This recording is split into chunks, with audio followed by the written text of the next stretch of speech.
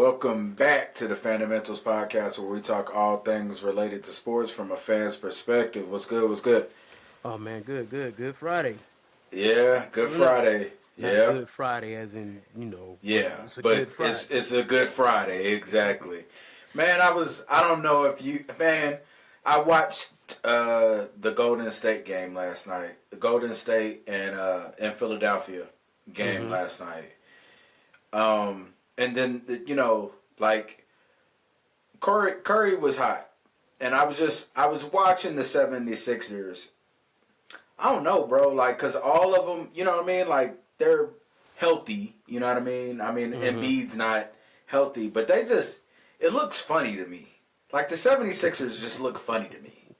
It just, Adam Paul George, like Maxi's your guy, right? Yeah, Like, Maxi's the guy, right? he should be the Um, go-to right now. Yeah, he should be the go-to. And I don't know, man. It's a weird product out there on the court for the 76ers. It just looked real. It was the first time I had the opportunity to actually sit and watch them like Mm-hmm. just like focus on them cuz they were losing like it early on you could tell like all right, Curry's hot, like just Golden State is like as a team was in their bag last night, right? Mm-hmm.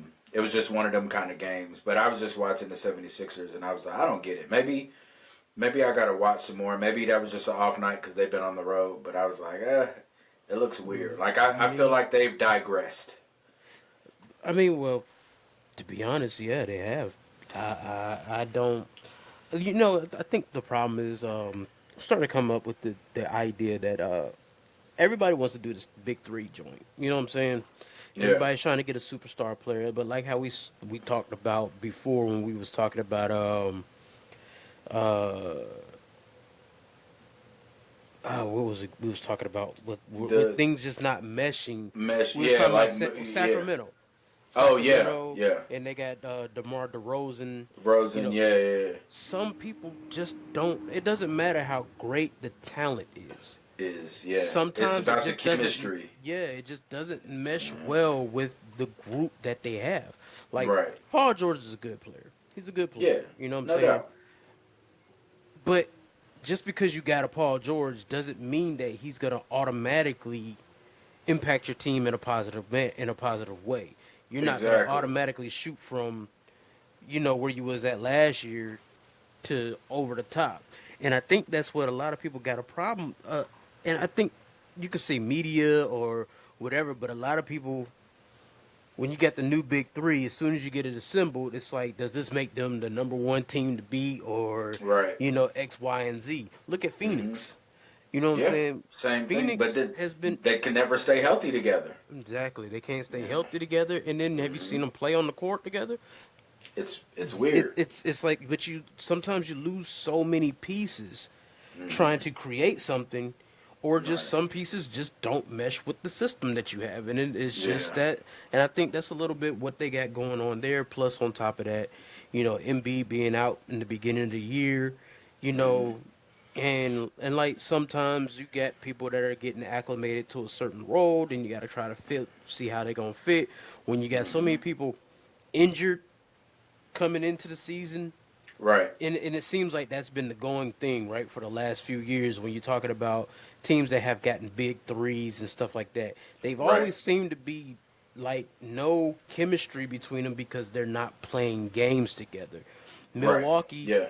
Milwaukee, they got Dame Lillard last year. Dame Lillard, Hmm. Giannis, and Middleton didn't even play a healthy amount of games all season. Middleton's been injured from the last 2 years for Really. countless Yeah. of Mostly. games. Yeah. You know what I'm Mostly. saying? Yeah. Yeah. Then you look at the Clippers. You see what happened to them. Kawhi Yeah. Leonard ain't never playing. Paul Yep. George is injured so many times. Then you got it Times. just looks like just a James Harden show, like how he Yep. looked like in Houston. You know, Well, the system runs through him. He's the he's system. he's the system. He's the system. He's the system. So man, when you get these things like that, man, and it's just like that whole big three is not it. That's not. First of all, you got a couple of teams that made it work. Just constructing a big three. You start Yeah. out with that Boston Celtics team when they came Yes. with KG, but you come with a Paul team that Pierce like and Paul Pierce and Ray Allen. But yeah, technically speaking, they meshed well because of their roles. yeah, Like that worked. Paul Pierce, yeah, he's your scorer. KG really isn't a scorer. You know what I'm saying? Right. He did what he did in Minnesota because he had to be that. But KG Hmm. is an all-around ball player. You know what I'm saying? Hey, look, I'm your defensive, and you got to have your ego got to be set aside too. That's another Yeah, thing. that's another Like thing. Ego. Ray Allen was able to come in and play a certain role, which Ray Allen we known him to be a nice scoring a scorer, but he developed a 3-point shot over the years, so he was able to Hmm. stretch the defense. Paul Pierce mid range 3-point shooting, you know what I'm saying? Yeah. They play hard nosed defense as a collective unit. Then you Yeah. bring in and you bring somebody like KG who is bringing intensity, defensive presence. Yeah. And KG wasn't even trying to be Aggression. 20 something point scorer when he was on Boston. He could No, have, not at all. but it was like, okay, I'm going to come do my job. I'm going to come Yeah. get rebounds. I'm going to play defense. We're going to play hard, and I'll dominate the post. That's what Right. my job is. That's what KG did. So it Right. meshed well. Miami tried it. Their first year, it didn't look good. You know what I'm It saying? didn't. But when they started learning how to, the second year, that Miami team became dominant because you're looking at it from a standpoint of Wade. Wade gave up that this is my city. You Yeah, know what I'm yeah. saying? This is my town, my city It was attitude. kind of like he took the Robin role Yeah, he took the and Robin let role LeBron be and let Batman. LeBron be Batman.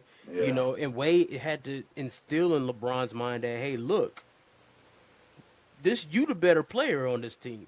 He Yeah. could have easily just said, "No, I'm not taking the back seat," but they wouldn't have been what they were. Chris Word. Bosh's Yeah. his game completely changed with the Heat. Yeah. You know what I'm Because when saying? he left Toronto, He was the man. he was when he was in Toronto, he was the guy, Yeah, and his role completely changed when he went to exactly. Miami. So it's just like and then you construct a team with a bunch of core players that are going to be unselfish, that are going to do Hmm. their job, and you're going to always see success that way. But it's usually going to take a couple of years. But then when you got teams that are just like when you look at Phoenix, I don't see defensive players on Phoenix. You know what I'm Yeah, saying? They don't yeah, have no that's true. defensive players. KD, he's an offensive player. Yeah, Devin Booker, he's strictly an offensive player offensive player. technically. Yeah. Bradley Beal, he's an offensive player. KD's Hmm. probably the only one out of all of them that can probably play both ways. He's stronger offensively than he is defensively. Defensively, You know yeah. what I'm saying? So, and then you just look at the way that they're constructed. They don't have anything else outside of them guys. So when them Right. guys ain't producing, heck, they seem better without having all three than with all three. That's true. So I don't think it works with this big three notion that everybody constructs big threes and then it's going to automatically be instant Work. gratification. It's not going to Yeah. work that way. Most teams that get built, Denver Nuggets, you Yeah. usually got to build through a draft. Your team is done. You done got a couple of core pieces that are already been there. Look at Hmm. Boston. They got their main core key, Tatum, Brown. You know, their bench that they White. got, they happen to acquire White, but they gradually they didn't get superstar players. They got unselfish, we That's gonna true. play our Yeah. role type players, and the people Hmm. that are superstars have already been here, Tatum and Brown, Right. and they've been successful. When Hmm. you look at Philadelphia last year, the year before to that, you know, they've been trying to throw these superstar players here like James Harden was throwing here. They were Harden. better when they That. had Jimmy Butler than when they had James Harden because Jimmy Butler, one, Jimmy Butler Yeah. is an unselfish player. I don't care what anybody says He about just him. wants to win. He just wants to However win. it takes. He However just it wants to takes. win. So he's not going to play a selfish ball unless he has to actually take over. Yeah. You know what I'm saying? He's gonna let everybody else do what they do. You need to have that. You need to have somebody out there that's like that. And I Right. think Right. Right. Philadelphia is lacking that this year with Embiid being gone, and then bringing in Paul George, who's still kind of got Paul George ways. Like I'm Paul George, so I'm gonna. No, it's not Yeah. gonna work, man. It's not your team. You know, Yeah. you're supposed to come in to fit in a role. You're not supposed to come in and try to be Paul George The of who right. you used to be. You need to learn how to be a different Paul George. Right, And I right. think that's Philly's problem, man. And it's really showing on the court because Yeah, they do look out of whack. So, they do. I'm glad you brought up Boston because they played before Golden State mm-hmm. last night. Um, they played the Minnesota Timberwolves. Yep. Uh, Here's the thing. That was such a hard game to watch, and I did watch it. But when you take 50 plus threes in the first half, and you've shot a total of, I think they shot between the both of them, they shot like 98 threes. 90 something threes. Regardless, and 90 plus threes in a game in itself. In itself. When you shoot that many threes, it's hard to look at. I think I want to say it was Iman Shumpert, and he said the problem is not Curry. The problem is everybody else wanted to be Curry. Yeah. You know, like everybody else turned into Curry, so now nobody's playing defense because everybody's just running around getting open for a three. Like there's no, that's just what everybody's doing. That's just the reality. Yeah, for real. Everybody is just wanting to get open for a 3-point shot. Like I was looking at it, and it would be like 5 seconds into the shot clock. 3. Go to the other side. Same thing. 3. Shoot a 3. Like I'm just watching people run up and down the court and shoot threes. Like there's no structure in that. There's no basketball in that. There's like, so what are you actually practicing for? Like where's the skill sets? Cuz I mean, like, oh, you want me to just run around and get open till I can just shoot a 3? Ultimately, that's what's happening. Like that's what the NBA has become.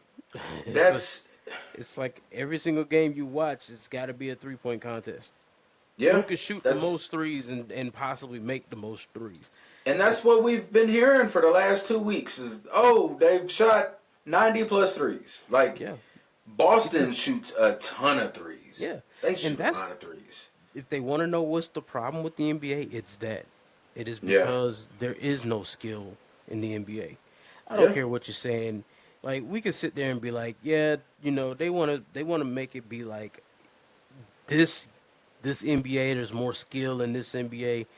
Bro, last time I checked, taking a smart high percentage shot, that's a skill. Yeah. It takes skill to create a shot. Yeah. Like, I miss the days, we the old heads though, but I miss the days of a mid-range jumper. Gosh, so like take a mid-range jumper. Going baseline and and actually going in, not going in like, a little bit of contact, let me flop. Like going in aggressively and trying to make the layup. Yes. Like you missed that, bro. Like, I go back a few years ago. I was watching. This was back when Derrick Rose in Chicago. Okay. This is like probably around the last few years that Derrick Rose was Derrick Rose. Yeah. Or one of the years where he came back after it, something like that. But I was watching, and this course, this is a little bit around Steph Curry, a little before Steph Curry really blossoms and stuff. Yeah. And I'm watching the game, and I'm watching the Bulls play, and it was literally me looking at it like, okay, this 3-point shot is not falling for y'all. Yeah. And then I'm thinking to myself, if the 3-point shot is not falling, and this is what's failing in the NBA now, if that 3-point shot is not falling, I never played organized basketball, but I understand the concept. If your shot is not going, your next move should be, let me get to the bucket. Yeah. So Higher I can percentage shot. yeah, so I can get fouled, whatever it is to get to this line, so I can create points. Yeah. Offense is supposed to figure out a way to generate points. Points. Yeah. So when you are and everybody's out there shooting up 50, 11 threes, and you sitting there and you look if it's at halftime and y'all done shot 43 pointers at halftime or 33 pointers at halftime, Halftime. Yeah. and you only made 8, Yeah. it's time to rearrange your thinking. You know what I'm saying? If you are a player and you done shot 8 3-pointers and you sitting there 1 for 8, rearrange your thinking. It's time to do something different. Like Curry is about the only one you can sit there and be like, okay, he could shoot 1 for 8, and then he might shoot 8 more and hit 8 more. Yeah. He's really the only person in the NBA that I really think like, okay, he has a different green light. But even Curry knows that if my shot isn't falling, even he will figure out. All right, I'm going to go straight to the paint. But that's basic. That's the basic fundamental basketball, and I think that's what we're lacking. A lot of people don't like it because basketball is lacking fundamentals nowadays. It really is. It's just like, this is just basic knowledge. You know what I'm saying? It used to be a game where you played from the inside out. The three-pointer was one of those things where it's just like, okay, the defense is collapsing because we're killing you in the paint. Oh, this dude's wide open. Boom, let me dish it out there and and then the person hits the shot. When you looked at them 2000 Lakers, the ones I couldn't stand watching Kobe Shaq, but they played it so perfect. Inside out. Oh yeah, absolutely. Let's go to Shaq. Shaq's going to dominate. They double team Shaq. Guess what? We got Fisher out there, Ori out there. Those are the 3-point shots you need to be taking. The wide open ones. Not I dribble for 5, 6, 10, and then I'm a hoist a step pull back. It up. Yep. Or I'm just dribbling at the 3-point line. I might go in a little bit and then I got a step back 3-pointer. Everybody got this step back travel 3-pointer. Everybody's doing it. So it's just like, bro, it's just the simplest thing of the game has been taken out. Yeah. And now you got this bad product that they're putting out there. And I think it's hurting some players. Anthony Edwards is a great example of the 3 hurting you as a player. And this is what I mean by that. He hasn't shot the 3 well, but he's such a talent that he could generate points without the 3. Mm-hmm. Like he realistically could give you 30 points, 28 to 30 points a night. But he settles for the 3. And that's hurting him. Like, young dude, you got so much talent. Yeah. Get him off the dribble. Be comfortable with that pull up 17-footer. Exactly, because he's a menace 1-on-1. Ain't nobody guarding you 1-on-1. So it's right. Like, so stop settling. Stop settling.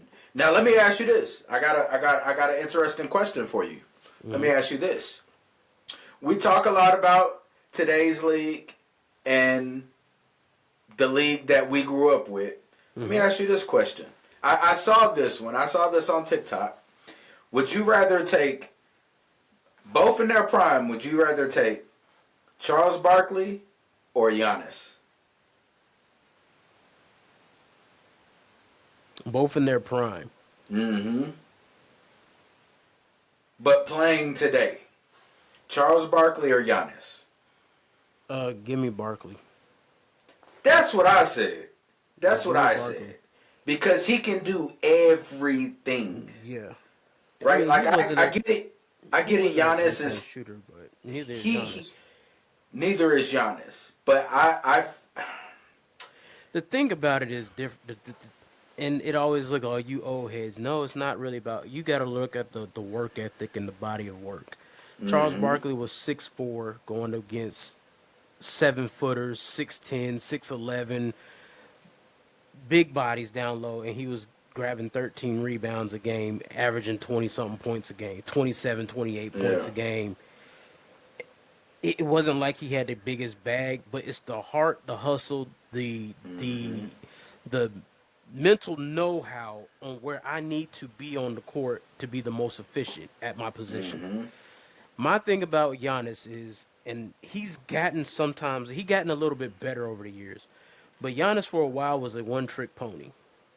You Yeah, know what I'm yeah, yeah. saying? What he would do is I stand back here, I dribble, I power my way into the lane. I'm gonna try to do this little spin move and dunk or layup, which Yeah. nobody could stop. But then people started catching on, and he started getting all kinds of charging fouls being called on him and Yeah. stuff like that because your bag isn't that deep. You know what Right. I'm saying? It's like your bag isn't that deep. You could do all these other things, and you are a very dominant player. But Barkley knew how to use his body better. Right. He Right. knew, okay, I can still dominate the post. I mean, you got to think about it. To be 6'4" and be able to dominate in the post against 6'10", 6'11", 7-foot defenders, grabbing as many rebounds as them. Just think about the kind of way you have to. It's a game of angles. It's how you position yourself. How you know what I'm saying. Right. It's It's give fundamental basketball. give me Charles Barkley's 17-footer all day. Yeah. Oh yeah. Give Yeah. me his Yeah. 17-footer. Yeah. Most Like, definitely. And yeah. he's gonna make free throws. And he's gonna make free throws. And he's gonna make free throws. So, I get it. People It's are not gonna be no. like, Now, I will say this just for the people out there. That's not. We're not sitting here saying that clean cut. Yeah. I'm not saying clean cut out of the. I'm just gonna go instantly. I'm Barkley all day. Giannis has skills. You know what I'm saying? no, and you can't it's take not that just away. the easy. It's not just the most easiest. Oh, I'm just gonna go. It's just you got to understand that the way that they play basketball was. I'd rather take the way Barkley understood the game and played the game, and how hard he played, how he was a bully, versus how Giannis plays the game, which he is a bully. But when you don't have Giannis, don't really have the biggest post game bag. He needs to No. work on it a little bit. So he's still stuck on some of the little one tricks that he got that works. Yeah.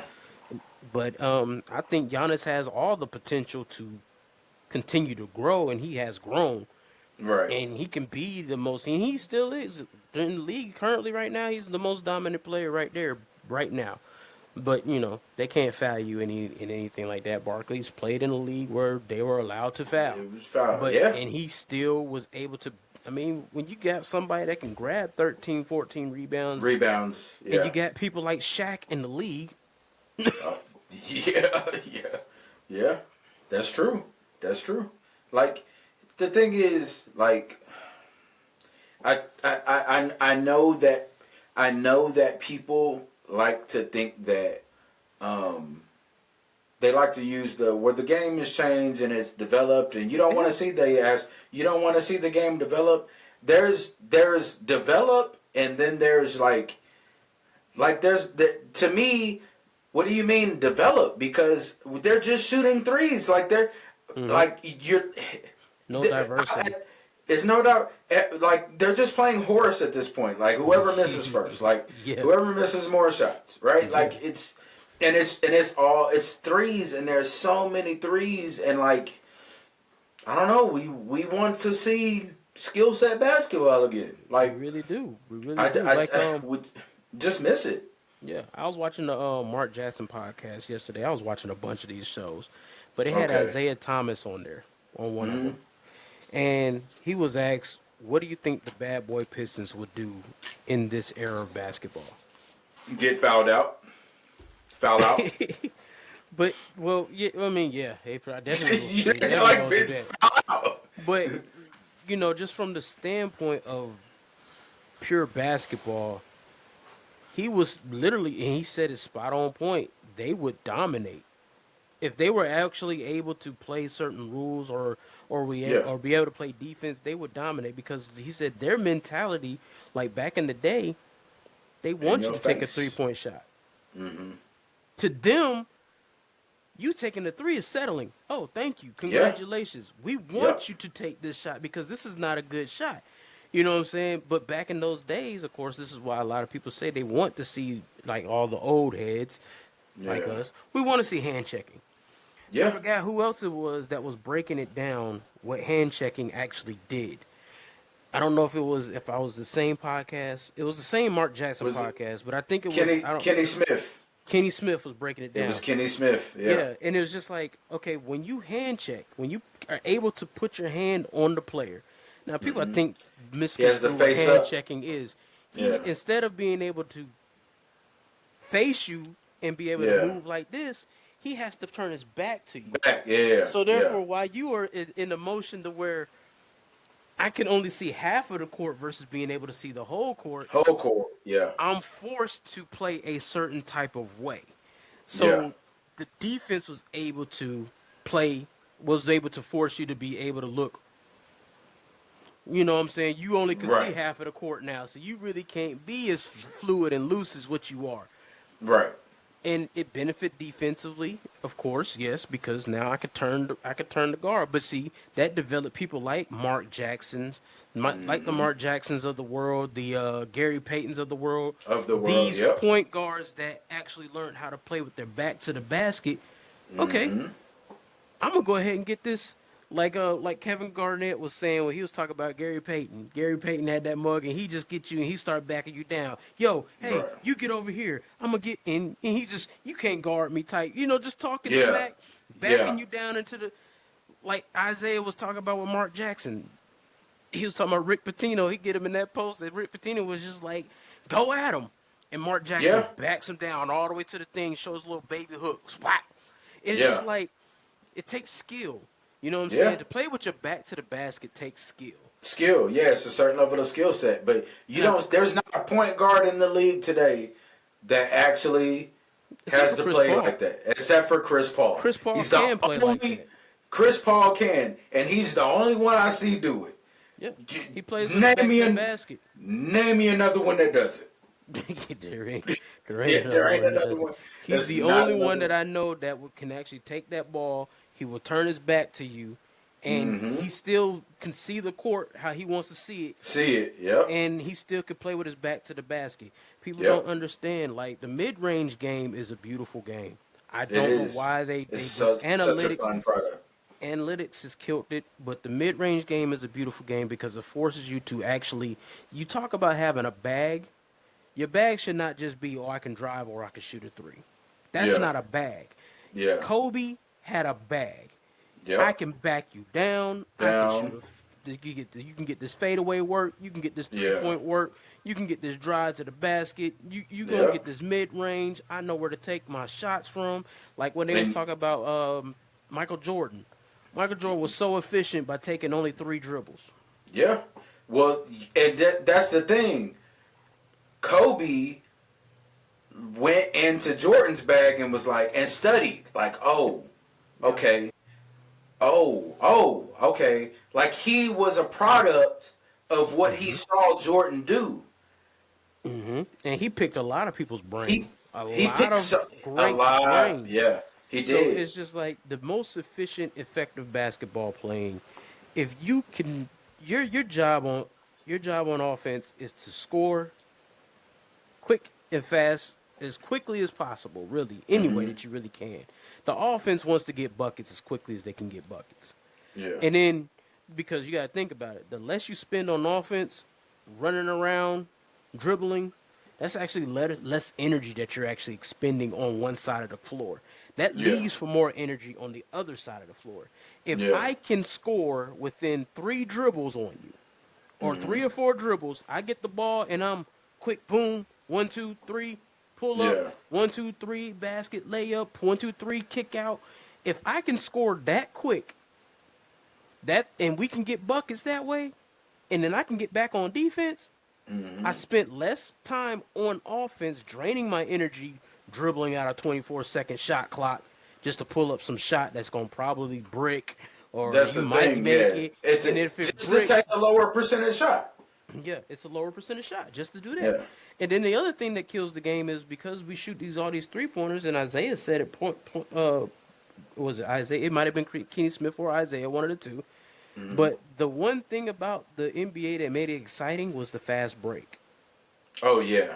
Yeah. So when you are, and Isaiah was saying it too, like when you make a break, if you break, the first thing I want to do, I'm trying to get a rebound and Let's go. Yeah.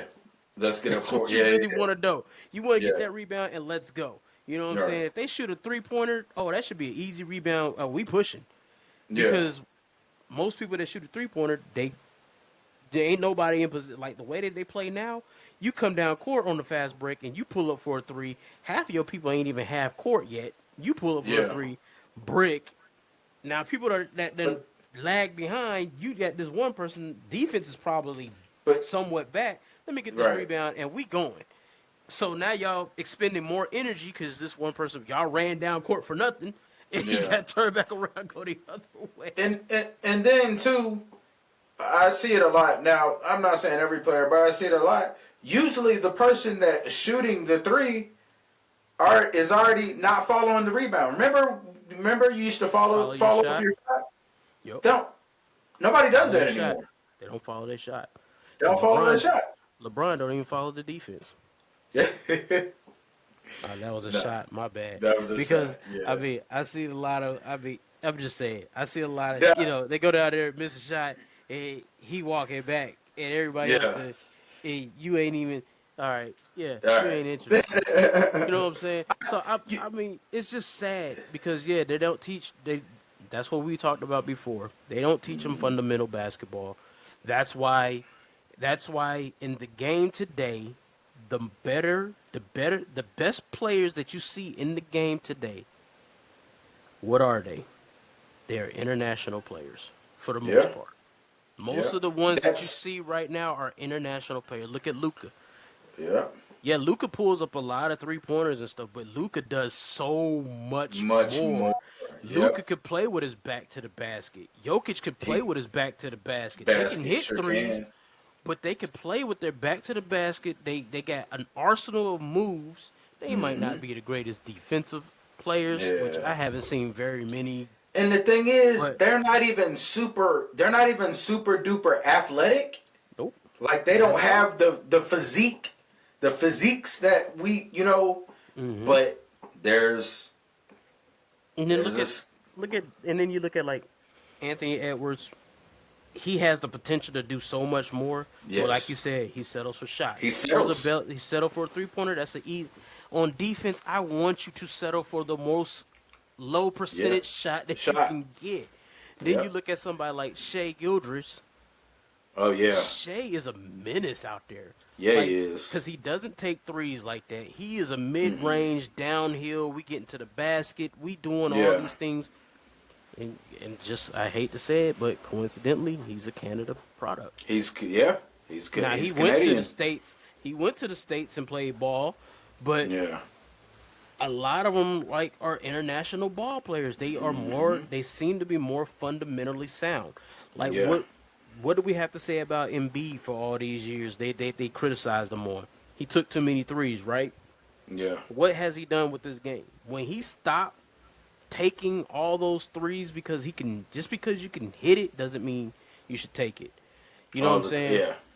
When he stopped and he started getting in that post, That's when he was up for MVP. Yeah. bruh. And then you start playing. Then you go on the other side of the ball and you play defense. It's like your job should be. You should be wanting to make your job easy on Easier. offense, man. Absolutely. Shooting threes is not easy. Your whole point is high percentage shots. Yeah. I'd rather take agree. a high percentage 2 than to chunk up 53 pointers. Yes, analytic wise, the 3 is worth more than the 2. Yeah. But if I can make 2 twos every time to your 1 3-point shot, so you come down, you make a 3, or I come down, I score 2. You come down, you hit that 3. I come down, I score 2. You come down, you miss that 3. I come down, I score another 2. You come down, you might make this 3. I come down, I score another 2. If I'm getting high percentage shots and I'm constantly scoring, Right. I'd rather take an 80%. I'd rather go 80% from the field shooting 2-point shots Yep. than to go 32% from 3 shooting 30, 40,000 3-point shots Right. and having a low percentage. That's why I used to hate when people would criticize big men, and it'd be like, oh yeah, they shot 40 or 50%, right? And somebody would be like, where it was all dunks and layups. It doesn't matter. It was a higher percentage shot. Exactly. Like it was the higher percentage shot. Like if the dunk is more guaranteed than a three, give me the dunk. Don't you want points? Don't you want points? Like that's the point. That's the purpose of the game, right? Like, so it's just vastly different. It has changed, and I mean the reality is clearly we're not the only ones that feel that way, right? Because the numbers are low. Everybody, even former NBA players, like I said, even just Iman Shumpert, who hasn't been out the game that long, has a problem with the amount of threes and everybody just running around shooting threes and not being able to play defense. Carmelo has said it. Like a number of players that haven't been out the league that long, and another issue with it is when we see. They all hate when we see some of the players and it's like, oh, well, he made this many threes like 20 games before whoever, right? Mm-hmm. And it's like, well, yeah, because whoever played 30 years ago before shooting a three every time you come down court was like a thing. Yeah. Yeah. Like it was, like on Twitter, I seen some stat that Draymond Green has made more 3-pointers than Larry Bird. Okay, Larry Bird didn't shoot a lot of threes. Exactly. Draymond Green also shot like 1,000 and something more 3-pointers than Larry Bird did in his whole career.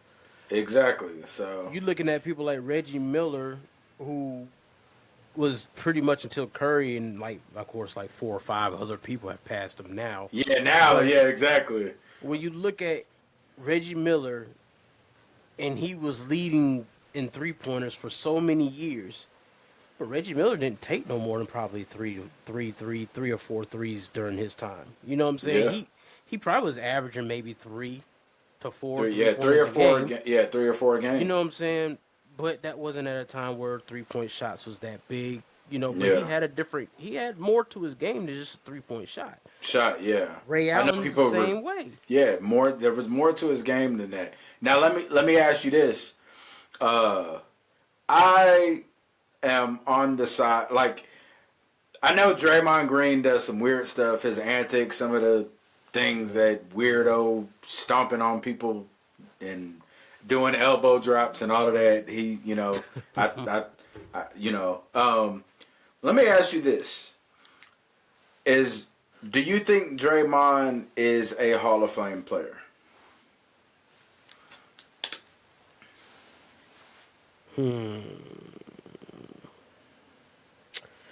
That's a great question.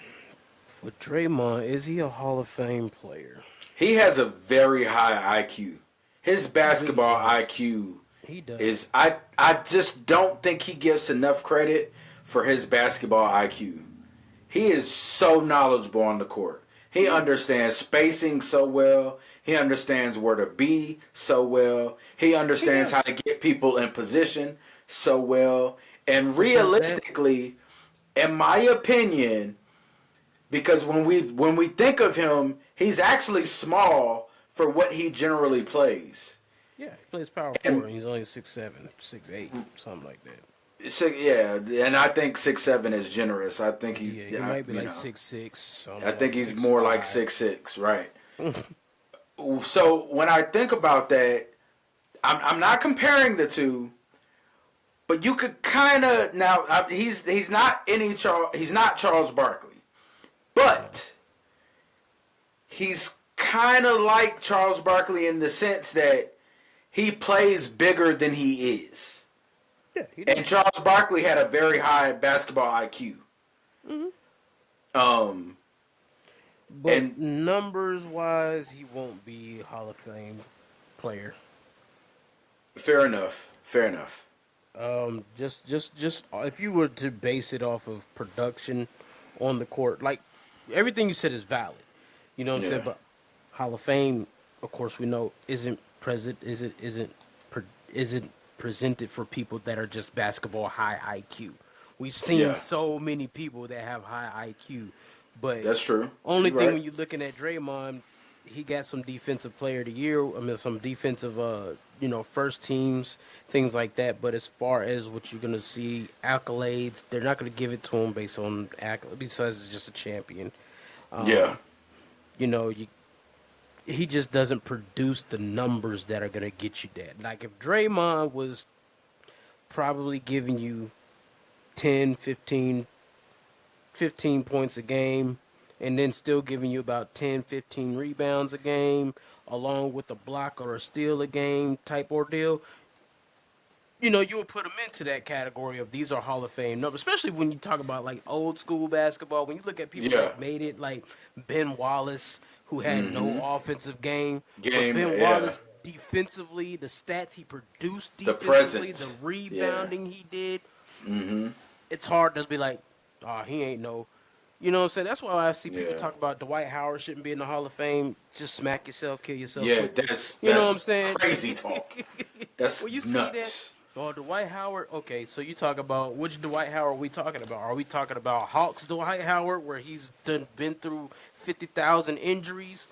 Yeah, you might be able to say he ain't Hall of Fame material. Hey. Where we talking about Dwight Howard, Lakers, Orlando Magic, Dwight Howard, that was a double machine. 2009. What was that? 2008 or 2009? Yeah, 2008, 2009, Yeah. something like that. Double Yeah. machine. Even when he went to the Lakers, back injury and all, he's still a double machine. Machine, The yep. Lakers would not won that bubble championship without Dwight Howard playing in the defense and being the big body Period. and playing the defense he does. Thank it's you. like I'm glad you said that. the I'm impact glad you said it. that player has, bro. Because I say it. Because you just being a LeBron hater. No.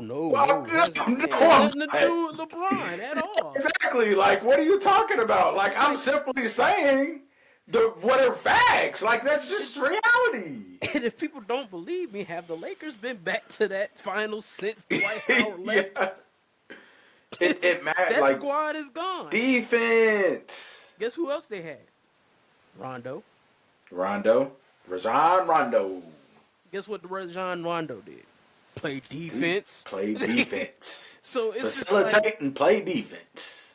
it's just like, you know what I'm saying? But we wouldn't say, but the statistics will keep him out. But Yeah. if you were to talk about like a Hall of Fame caliber player, yeah, mentally, he got the he's mental one of- game. He plays, like you said, he plays bigger than what he is. He's defensively sound minded. He's great offensive minded. He don't shoot a lot of threes. He plays a different role, so he won't get it because of his numbers aren't spectacular, jumping off the charts. Right. But if you was to get it, if you was to say, is he a great player? I would say he's a pretty great player. He's a pretty good player. He's one of the few players that I would love to.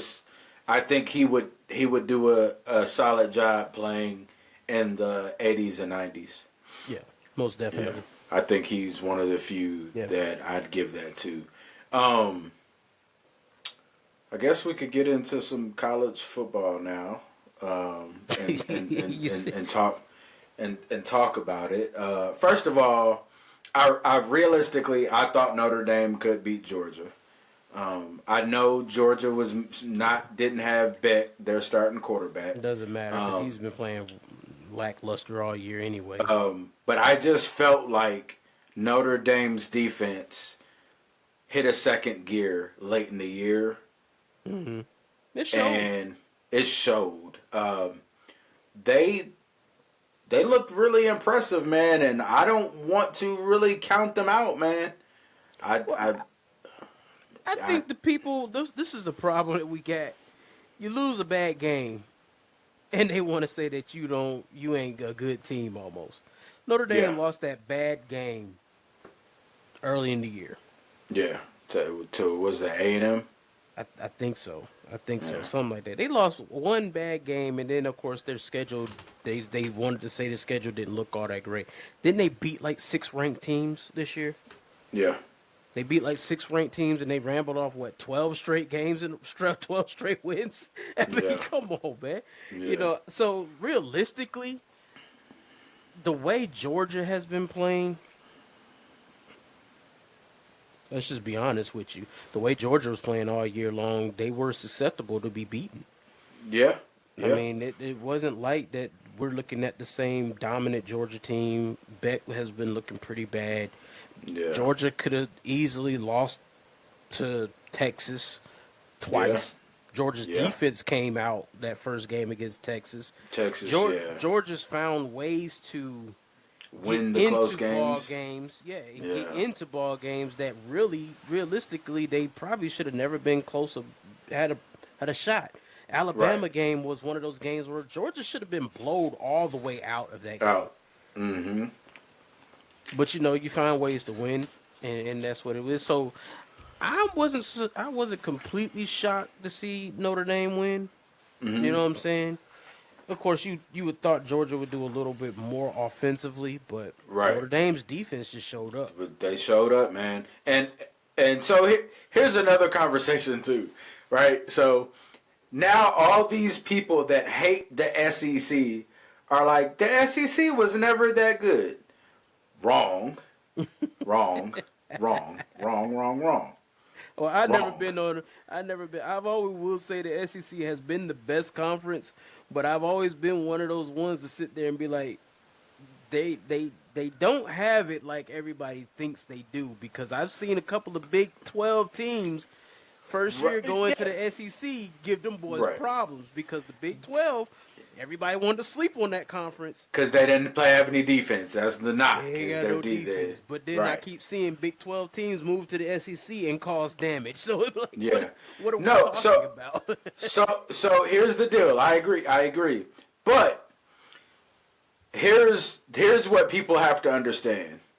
If you're comparing the SEC today to the SEC 5 years ago or 4 years ago, it's the NIL has changed that. Yeah, that's a We're on those, because I can't remember who said it, but they said, like I think it was like Ryan Clark. He was talking about LSU or something. I don't know if it was Ryan Clark for sure, but it was just the idea that you look at SEC, you look at LSU, look at Alabama, look at Florida, look at Georgia, right?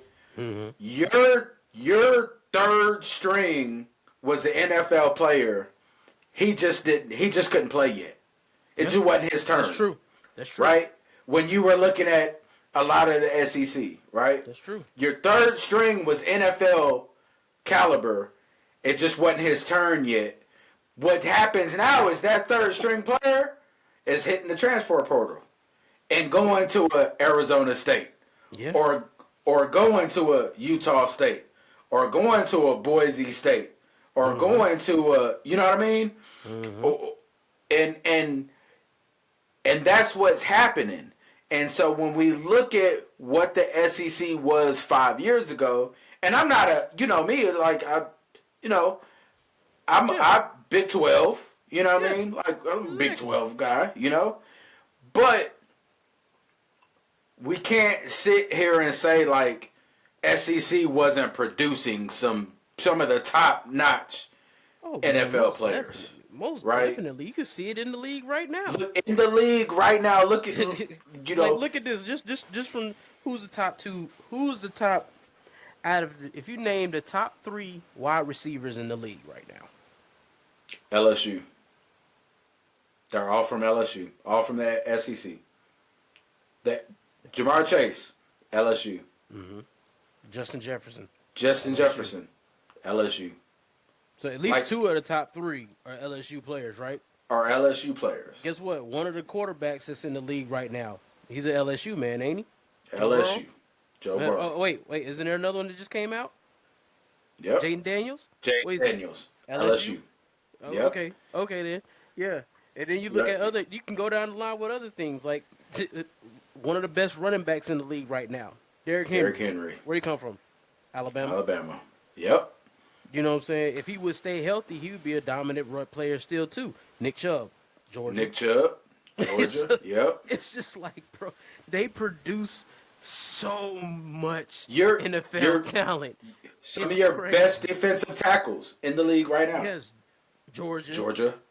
You know what I mean? Look Like at Philadelphia's defense. It's defense, like Georgia. Georgia. They're like Philadelphia's They defense got is a Georgia.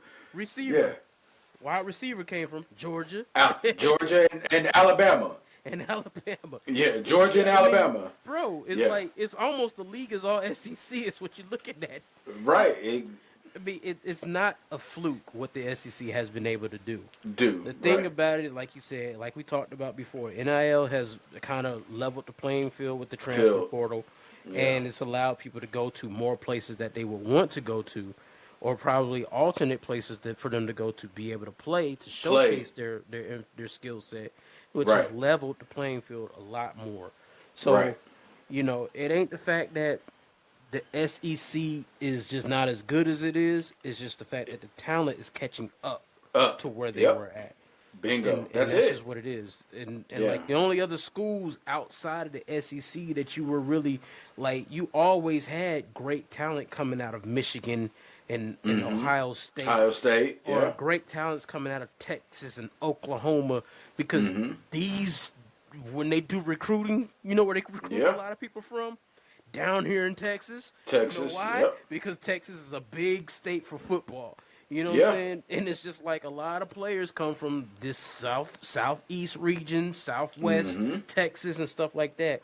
You got a lot of players that come. A lot of players. Oregon has always been a dominant team, but they weren't getting the same type of players. So when you see the West teams like the Pac-10 and Pac-12, wherever, which is no longer in existence anymore, but when you've seen those teams come up against the players over here, the talent differential, let's just not say is just that much bigger, but where you getting your people from down here in the South, let's just be honest, most of us are bigger, faster, stronger.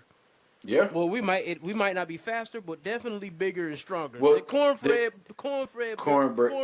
boys down here. Yeah. You know what I'm saying? Yeah. You can see it on the field. and the thing is, so that brings me to this. When I watched that Ohio State versus Oregon game, when they played the first time, I felt like Ohio State felt like they just had to be faster than Oregon. And that led up to Oregon winning. And I think what Ohio State... still only won by 1 point. Yeah. I think what Ohio State went in there and did yesterday was like, no, we're just going to play Ohio State football. Yep. Which they get bigger than us. Just get stronger than us. That's what I saw. That's what I watched. That's what I watched them say, we're just going to play Ohio State football. Are you stronger than us? Y'all quicker and faster, probably. Y'all quicker and faster, but are you stronger than us? Nope. And I saw Ohio State say, we're just going to impose our will and play Ohio State football. Yeah.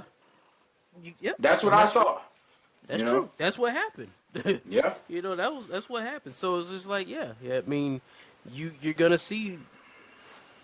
I mean, it's just that's what happened there. I knew I had a feeling Ohio State could beat Oregon. I had selected Oregon, you know, because Oregon's just always one of those teams. But there's always realistically that they could have lost that game, and they did. Yeah. You know, I didn't say Oregon. I didn't expect Ohio State to hit them that hard in the mouth. Yeah, now They hit them that hard in the mouth. I was just, whoa, okay. Yeah. These boys is like, oh, we ready to play. Right. Well, with the Penn State Boise State game, I knew. Yeah, I knew that was going to be one side. I knew that was going to happen. That's just Penn State. Just overall is better, and they're like, oh, well, they just stacked the box and on Genty. Like, I mean, that's all Boise State really had. Has exactly. Like, what else? What did you know? Here's the thing, right? I'm not saying. Yeah, I'm not saying like. I don't discredit anything Genty has done this year, right? At all, right? I don't discredit any of that, right? People are like, well, he still went over 100 yards. He went over, like, he had 104 yards with 30 carries. He averaged like 3.4 yards a carry, 3.4 yards a carry, right? What my thing is, that was one of the games where there's levels to this. Oh yeah. Yeah, that was one of those games. Yeah, There's levels to this. Yes, Yeah. yes. Boise State did what they did, and Gentry was the big part of their game. But Yeah. when you don't have much outside of him, Yeah. you get what you get. You know what I'm You saying? get what you get in You're Penn gonna State. get punched in the mouth, The especially mouth. with going up against juggernauts. No, what I don't care what anybody says about what Penn State has shown the last few.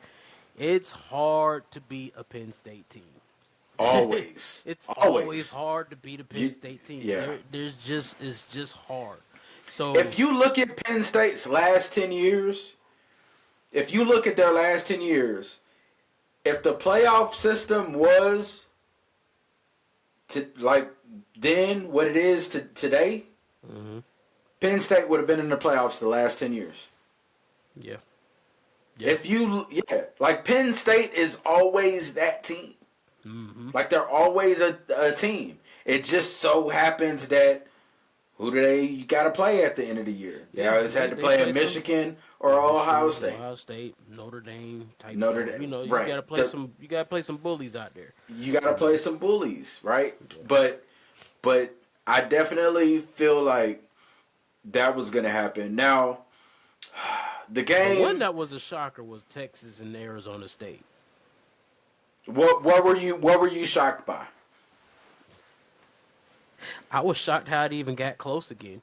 To be honest with you, I did not expect Arizona State to even hang with Texas like that. I really didn't. I mean, Arizona State, they're a solid team, but Texas defense alone, and we saw how they were doing. Like if they were dominating. That first half was straight Texas domination, bro. Like Texas was playing Texas football. Well, I don't know what the heck happened in that second half, but that first half, that was Texas brand football. They literally showed that we are one of the best teams in the league. Yeah. We have one of the best defenses out here. I didn't think it was going to get close. I really thought Texas was about to beat them by like 40-6 or some junk like that because the way that they were playing. So, But, 3 weeks ago, my buddy Sean asked, who do you have taking it all the way?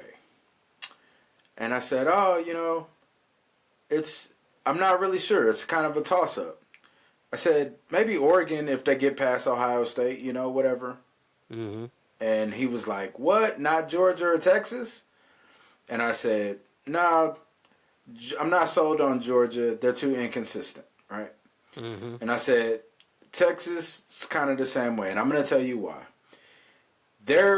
Here's the conversation that we have when we talk about game. This is what Cam meant when he said a game manager And a game changer. and a game changer. This is no knock on Ewers, right? It is, but it's not to say that he is a terrible player. I'm not saying that. But in the fourth quarter, when I need you to be that guy to change the game, Ewers cannot do that. But you know who can? Manning? Arch Manning. Archie Manning, yeah. Manning is that guy. Arch Manning is that guy. Yeah, He will change that game. I don't know if you remember, weeks ago, when Ewers came back from that injury, after the first half, even though Texas was winning, I had watched enough, and it's on Facebook, and I said, put Manning back in. He's your guy. Oh, I've seen Right. what it was going to look Put- like. When he Put came Manning back in. He's your guy. I remember when they did that.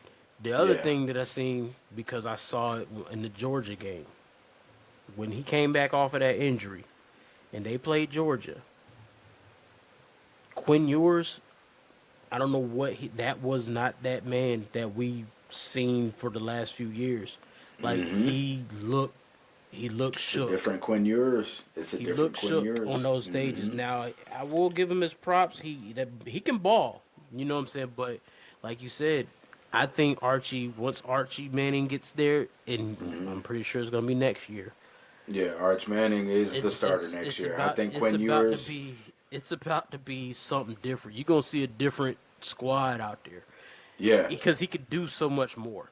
You know what I'm saying? Exactly. Like I felt like I felt like in that game, Sark, Sark couldn't say, "Hey, yours, go win us this game." I felt like Sark had to say, "Hey, just make smart decisions and don't turn the ball over." Yeah. Like Yeah. that's the difference. That's where I'm. And, That's where I'm at. That's why I'm like Manning. That's why I'm like poor, Manning over yours.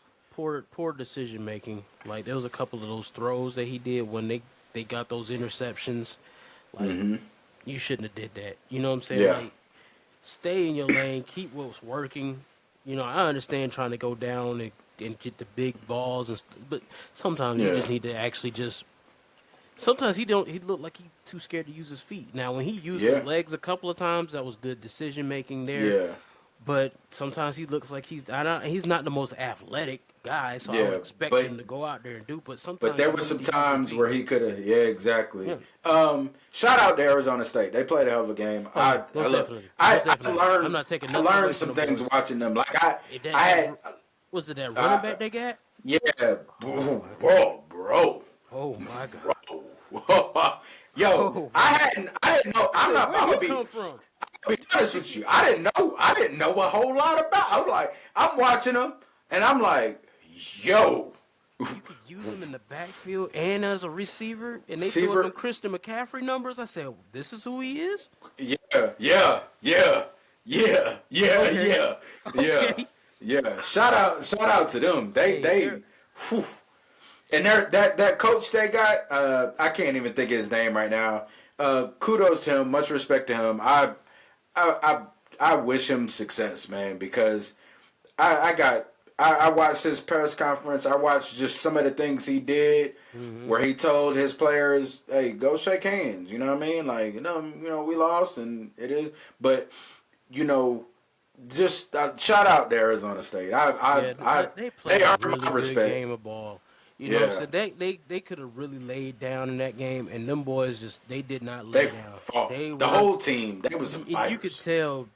tell they like some people get too big for the big. You know, they get too caught up in the big stage or whatever, and In the they come moment, up yeah. too small for the big moment. Yeah. You know what I'm saying? Yeah. But Yeah. Yeah. I think what ended up happening there was when they went into halftime with all the things that went wrong in that first half. Mm-hmm. They probably said to themselves, "It's 17-3. Yeah. This is a 2-score game. Game. Yep. We ain't out this. We gonna play our ball." And when they came out And that they second did. half, them boys played their ball, and they gave Texas a run for the money. Yeah, they did. Hey, I got to Yeah, give it they up did. to them. That was Yeah, the they most did. interesting bowl game so far for the in the college football playoffs right now. That No. turned out to be one of the best ones. Well, in this semifinals. You know. Yeah. Now let me ask you this: Was I'm gonna start out by saying that drive that Arizona State had, and they reviewed it and said it's not a targeting. I don't think it was targeting, I don't right? think it was Because either. I think it was just a football tackle, right? Like, here's the thing: He hit him high. we're That talking, was all it yeah, was. we're talking about physics, bro. Like, how can I make if I tackle you and we're the same height, and I'm coming at you and I wrap both my arms around you to tackle you? Yeah. How physically am I like? Am I supposed to do my head back like that when I tackle you? Like, it was face mask to face mask. Like, I can't physically make my head disappear and Yeah. to not, you know what I mean? He didn't launch. He just ran through the player and made a tackle. Yeah. Hard hits do not equate targeting. Yeah, Hard and hit I does think- not mean targeting. And I think that's some of the things that I wish. Like for real, like the people got to really look at that from a different standpoint. Just because you go helmet to helmet, doesn't mean the man was actually trying to hit you and lead with his helmet. Like Right. he didn't lead with his helmet. No. he was going up high. Yeah, he was just And when square. His body was just and square. sometimes the other player is actually lower than what the man is. So when he's coming up high and you going down low, unless I'm, you know what I'm saying, turned with my Yeah. shoulder, 9 times out of 10, if I'm trying to wrap you up, Right. my helmet's gonna hit your helmet. Yep. It's It doesn't mean physics, I'm trying man. to target and hit you, Yeah. but my helmet's gonna hit your helmet because I'm trying to wrap you up. You know what I'm saying, to keep you from moving. Yeah. And if I'm an offensive player, I think I'd rather that than you taking my knees. Yes, for real. I'd rather that than because he could have went down and went at the knees. Yeah, that's a fact. That's Right? a fact. But That's a fact. he So squared I up, like that they, wrapped I up, like that they did. I like that they didn't call targeting on him. I mean, and even the one with the interception with Texas, I like that they didn't call that because the man turned his body. It was his whole shoulder. yeah, It's exactly. like what are you? It's clean. Like It's clean. it's football. clean. At what point? Like what are we not tackling? You just don't want them to tackle. No Yeah, tackles. I want the boys to play with flags. Just put flags on them. Just put flags. Just give on them man. hands. Just give them helmets and then put flags on their body and say, Yeah. "Hey, look, we need to go And- after these flags. We're just putting helmets on you just so you don't accidentally knock heads." Right. Because at some point, it's like, dude, every hard tackle can't be targeting. Yeah, that's why I do like that targeting is a call that calls for replay.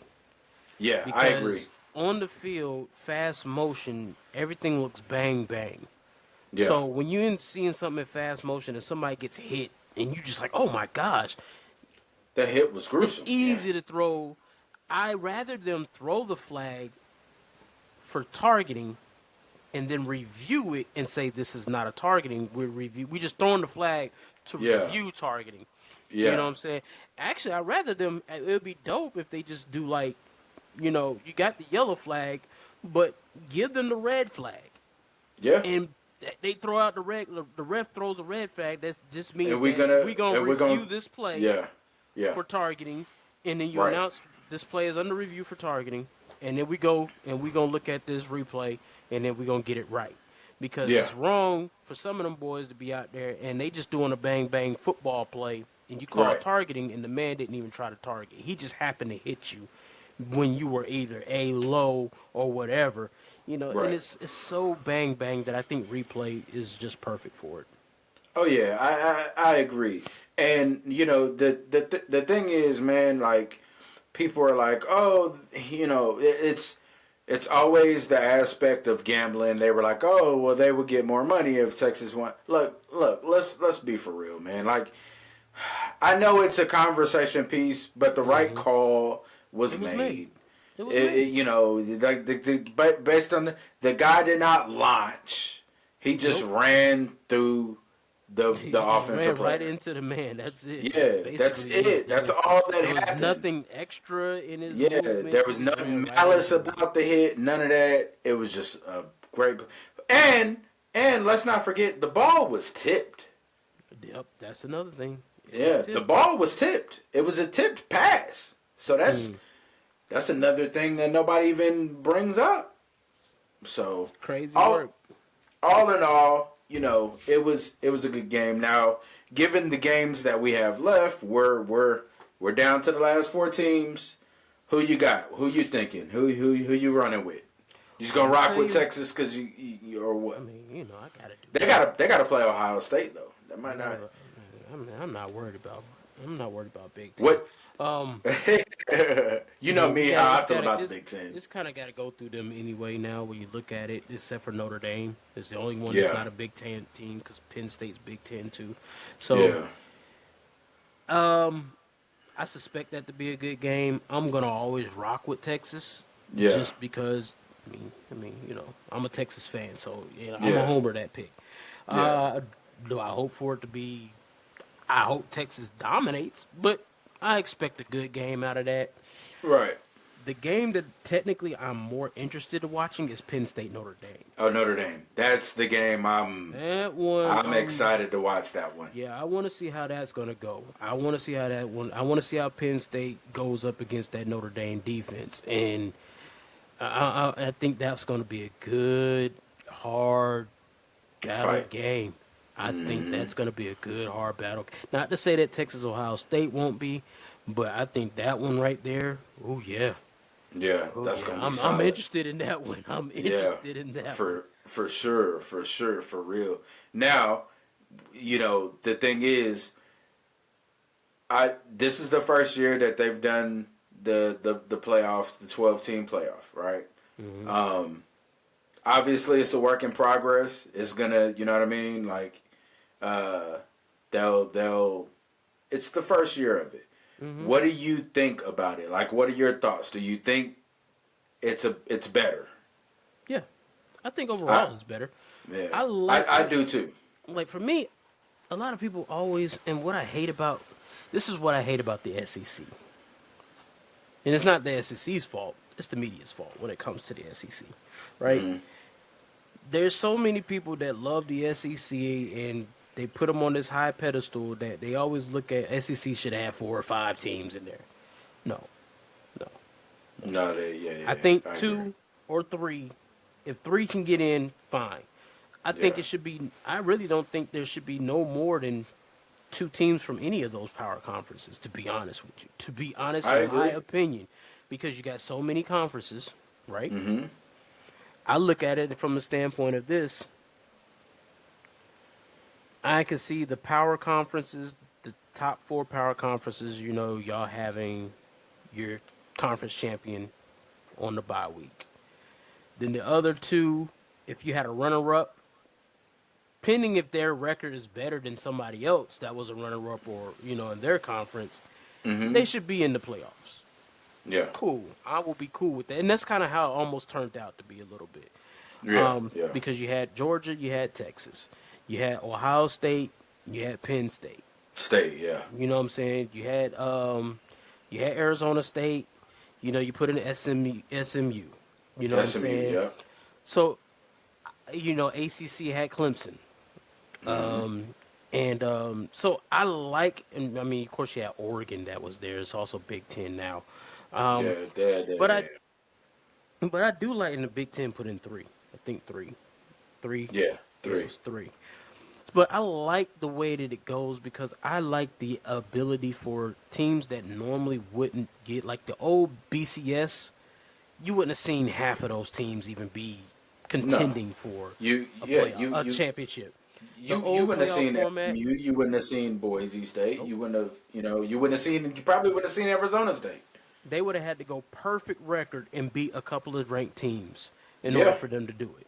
You know what I'm saying? So I like the format because I like the fact that they give more teams an opportunity to showcase their skills. Yeah. Because, I mean, we could sit there and be like, oh, this is because the power conferences and stuff, and these are the most dominant, most best teams. But I think it's better for the game now because the NIL has been leveling this playing field. And so now I'm looking at it like, I want to see. I want to see that money move around, man. Like, let these other teams be. This is why March Madness is such a big thing. Because the little schools can create so much problems to these so-called juggernauts that we be sitting there be like, oh, and then you walk around and you wondering how a team like goddamn Vermont or something them knocked off the number 1 team.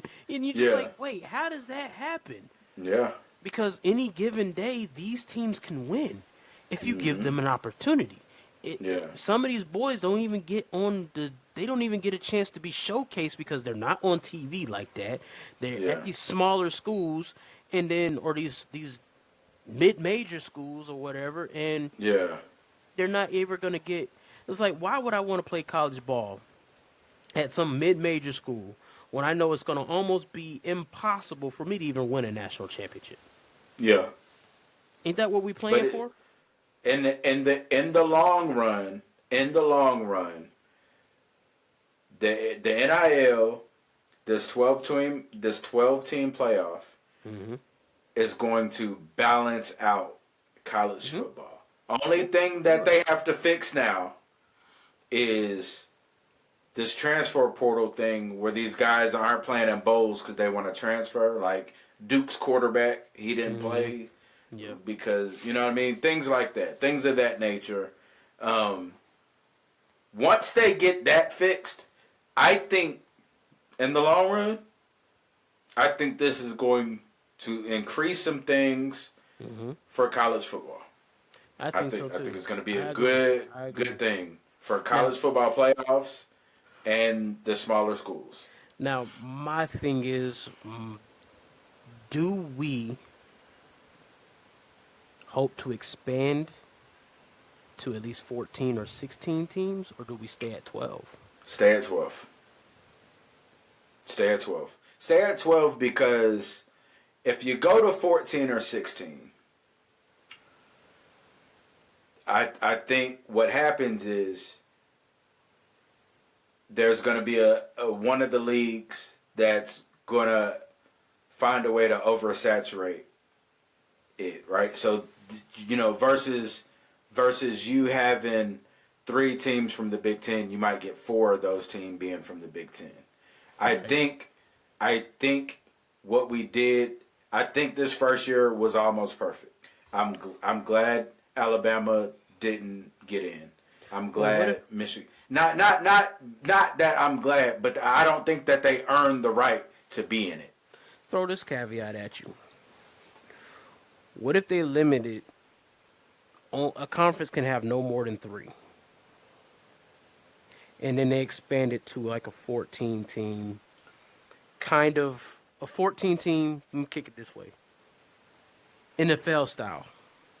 So your number 1 and your number 2, your number 1 and number 2 teams in the nation, you know, whatever ends up in the polls, your number 1 and your number 2 teams, they get a first round bye.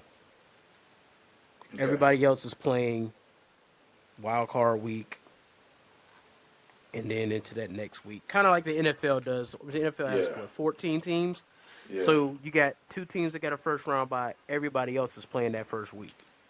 That only works with 14 teams though. You would never. That's what I was saying. That only works with 14 teams, because 16 you're gonna have, you know, kind of similar to what we have now.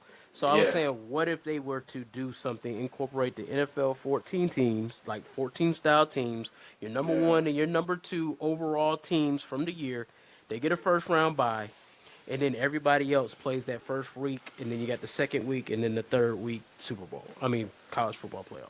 What would let's fix. I would say let's fix the transfer thing first, because that would make the season longer by a week. So let's fix the transfer thing first, and then I think that could be a good idea. But they need to fix the transfer issue first, where you don't have players leaving. You know what I mean? Yeah, I think that's going to be a hard one to try to fix. Just like how I said before, because you're talking about end of semester. Like what we do a lot of times is that we're looking at college sports and we're forgetting about college. Yeah, the academic part of it. You know what I'm saying? The real reason you're going to college. Yeah, so the academic school year semester is over with. So you have to kind of be, Check me out. With the billions of dollars that college football generates, I don't think they'll find a problem to figure things out. Oh man, we already know this. This is With the billions of dollars that college football generates, this is real talk. I don't think they'll have an issue finding some sort of solution. Yeah, this is true. This is true. Look, I remember watching a documentary years ago where they were talking about North Carolina football players, and they had a class on their schedule that did not exist, okay? Look, I'm not saying that still happens with some schools. I'm just saying it's happened. Yeah. So I mean, this is true. This is true. We'll see what they can actually do with that. But I wouldn't mind to see that change. But at the same time, I think 12 teams is actually a good format for college football as Me well. too. So I like it where it's at. I do like the fact that you're. I mean, I don't like the power conferences get the bye week type ordeal. That's the only thing Yeah. that kind of gives me the pet peeve. Um, Yeah. I would say top four teams that end in the top four. One, two, three, four in the rankings at the end. Maybe Yeah. they can get a bye week. You know what I'm saying? Okay. Because of Yeah. course half of these teams are going to lose, but a lot of it's going to probably end up being power conferences teams anyway. So Yeah. that kind of throws a monkey wrench But into if that. you look at the bye week teams, I mean, look at Boise State. They They lost. They had a lost. bye week. Georgia lost. Georgia lost. You know. Yeah, no, Oregon lost. yeah. Oregon You lost. know. Yeah, yeah. So Arizona, is the bye week Arizona State lost. Arizona State lost? So is the bye week that important? Like No, given what we not really. 'Cause given what we apparently just not. saw, Apparently given what not. we just saw this week. Just like we talked about the other day. Sometimes it's better to not have a bye week. Yeah, I did see that they are resting. They are going The rest of to Saquon. rest. Yeah, they're gonna rest them, and we're resting some of our starters too, the Rams. So which I'm fine with. I told you I'm cool with. I'm good with it. Yeah. Not all of them, but Yeah. Yeah. I mean, I understand it. So at the end of the day, it's like, yeah, I rather than it's cool to rest them up, especially when you're dealing with players that known to have certain injuries sometimes. yeah. Let's just go ahead and we'll rest you up. You get your reps in practice. Especially if you're a veteran guy. I mean, I think you can come in after a bye week and be okay. Yeah. Yeah. I, So I'm not. I, It would have been nice to see Saquon at least try to attempt Oh to yeah, break it, but yeah. at But the that was a same coach's time, call. yeah. At the same time, Yeah, what you gonna lose out of it? You know what yeah. I'm Because saying? like he said, he's looking at he's trying to He won a he's Super Bowl. trying yeah he's got bigger fish to fry. Exactly. So, it's like one thing that you could look at would be like, yeah, I would love to go in and just break this record on my former team. Yeah. But what else would be more bitter, more If I petty? If I yeah win a if I Super just Bowl won the Super ring. Bowl. Yeah. If I win a Super Bowl and you just got rid of me and I went and won the Super Bowl with this team, I Yeah. can laugh at you all day long and say, well, thank you. Yeah. Appreciate it. Thank you. Appreciate You it. set me free and I wouldn't have 'Cause won New this York- with you.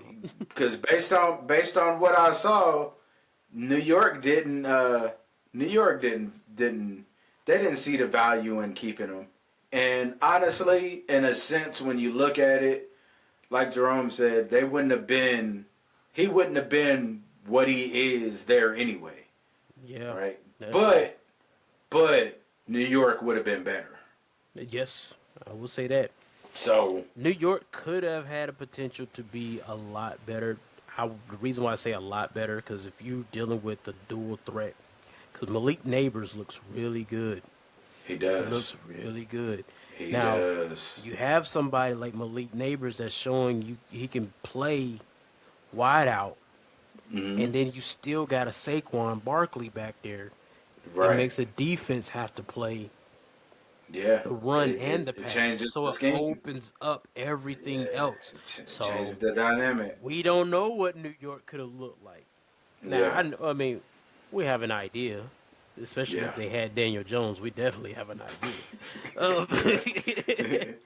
That's a But- whole yeah, but we know what New York. We don't know what they could have done with the healthy Saquon Barkley and a Malik Neighbors doing what he Yeah. was doing. So Absolutely. Well, man, as always, I enjoyed the conversation. Oh, yeah, I most enjoyed chopping it up with you. We'll be back Tuesday with another episode. For everybody that watched, hit the like and the subscribe button, and much appreciated to the ones who checked it out. And man, I'll holla at you on the flip side, man, and we'll catch back up with another episode on Tuesday, man. For sure, bro. All right, holla at y'all. All right, Peace peace. out.